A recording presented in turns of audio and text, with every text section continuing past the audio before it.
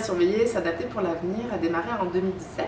Ce projet vise à mettre sur pied un réseau d'organismes et de citoyens, jeunes et moins jeunes, pour suivre l'impact des changements climatiques sur nos cours d'eau. Plusieurs experts nous aident à bâtir ce vaste réseau citoyen. D'ailleurs, vous aurez la chance de rencontrer aujourd'hui Frédéric Lecomte qui vient nous parler de l'impact des changements climatiques sur les milieux aquatiques et les communautés de poissons. Dans le cadre de mon travail, je suis appelé à réaliser des tâches liées à la recherche, notamment en conduisant des programmes de recherche portant sur les poissons et sur leur interaction avec l'habitat. Ces connaissances me permettent de conseiller mes gestionnaires et autres collègues dans leur prise de décision visant une meilleure gestion des ressources. L'impact des changements climatiques sur les habitats aquatiques se fera ressentir à deux niveaux. Premièrement, au niveau de la température, sur une petite augmentation moyenne de la température, mais souvent associée avec des pics beaucoup plus importants de périodes très chaudes ou très froides, au lieu d'une température simplement moyenne qui augmente un peu. Au deuxième niveau, cependant, il risque d'y avoir des grands changements au niveau du cycle de l'eau, c'est-à-dire la quantité d'eau qui rentre dans le système. Donc des périodes de sécheresse peut-être plus importantes l'été et des périodes beaucoup plus importantes avec des précipitations l'hiver. Le principal problème avec les changements climatiques et les poissons ici au Québec est vraiment avec la question de tolérance à la température, notamment pour les salmonidés, donc les truites, les saumons. Il se peut que la petite augmentation de température modifie en fait la qualité des habitats et en ce sens peut même favoriser leur disparition locale ou encore là l'arrivée de nouvelles espèces plus tolérantes aux températures élevées. Pour illustrer le lien étroit qui existe entre les poissons, leur habitat et les risques inhérents en fait avec les changements climatiques, on peut comparer avec les oiseaux, notamment les oiseaux migrateurs. Les oiseaux vont avoir une capacité de dispersion qui est beaucoup plus grande, donc ils peuvent choisir un habitat qui peut être plus ou moins intéressant pour eux en fonction des conditions des changements climatiques.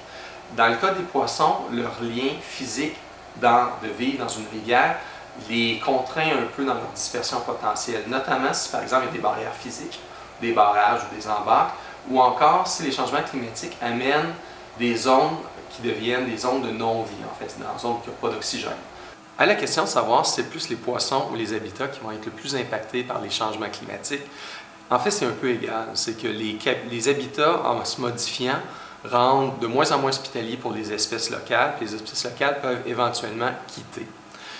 Dans un cas comme ça, si une espèce ne retrouve plus les conditions idéales, elle doit être relocalisée ailleurs par ses propres moyens, mais des fois, ça peut ne pas être possible. Dans ce cas-là, on peut demander ou voir des possibilités de transfert de population, par le ministère, par exemple. Sauf que qui dit habitat qui est délaissé, dit aussi des niches écologiques qui sont disponibles. Puis là, ça devient tout à fait probable qu'il y a des espèces aquatiques envahissantes qui peuvent prendre la place des habitats qui ont été délaissés. En fait, les espèces exotiques envahissantes, c'est les espèces qui ne sont pas natives en fait, de l'habitat qu'on considère, qui ont été introduits ou qui sont arrivées. Il faut faire bien attention de ne pas les associer systématiquement à des espèces invasives. Les espèces invasives, c'est plutôt une connotation qu'on réserve aux espèces qui deviennent très importantes en termes de nombre, qui ont des impacts disproportionnés sur l'habitat. Donc, notamment, en fait, en affectant les usages, donc changeant complètement la pêche, l'activité récréotouristique, en entraînant des grandes conséquences aussi économiques souvent associées à ça. Pour les poissons, par exemple, on pourrait parler des petits poissons rouges qu'on retrouve dans certains lacs qui sont exotiques à certains endroits, mais ils sont dans aucunement de commune mesure avec les écarpes asiatiques qui peuvent dominer des écosystèmes en entier aux États-Unis.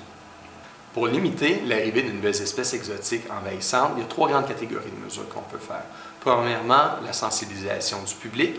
Il y a beaucoup d'espèces exotiques envahissantes qui arrivent, qui ont été introduites du fait qu'on ne savait pas que les petits poissons, tortues allaient survivre en milieu naturel lorsqu'on allait les relâcher. La deuxième catégorie, c'est au niveau de modification des lois pour s'assurer que des espèces potentiellement dangereuses ne seront pas importées ou ne seront pas transitées vivantes, donc pour le commerce, pour l'alimentation par exemple.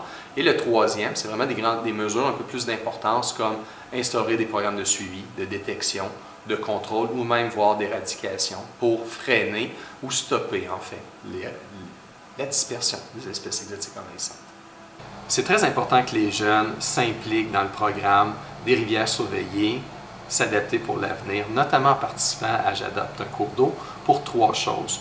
Premièrement, pour créer un sentiment d'appartenance, parce que les rivières appartiennent à tous les utilisateurs qui en profitent.